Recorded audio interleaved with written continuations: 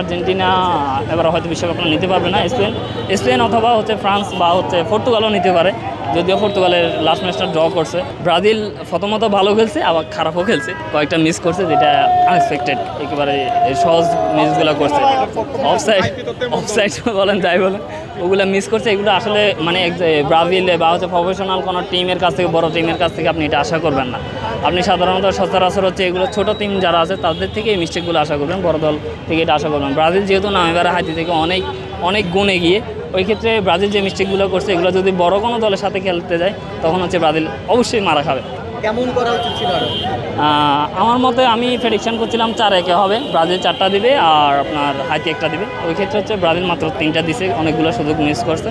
তো সব মিলিয়ে আসলে আমার মনে হয় না যে ব্রাজিল বেশি দূর আগাতে পারবে, হয়তো রাউন্ড অফ 32তে জিততে পারে।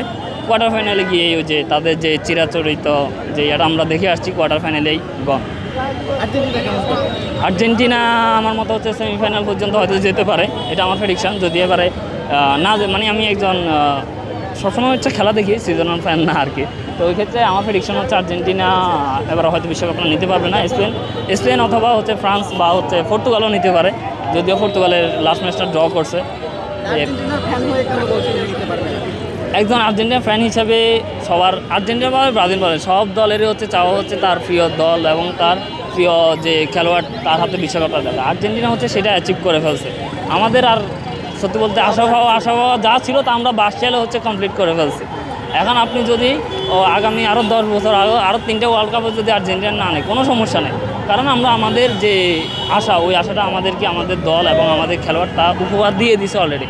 ওই ক্ষেত্রে যদি এবারে যদি মিসও করে তাও কোনো সমস্যা নেই, ওরা যদি পারে ওরা নেই, কিন্তু ওরা পারবে না, এই খেলা দিয়ে পারবে না। অন্তত হাইতির সাথে যে খেলা গেছে এই খেলা দিয়ে পারবে না।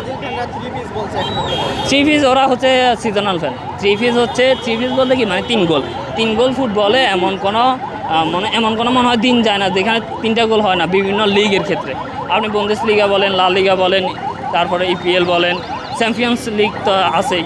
তো এগুলোতে আপনি এমন কোনো দিন নেই যেটা 3টা গোল যাবে না, কিন্তু 7 গোল খুব কম, রেয়ার, খুব কম।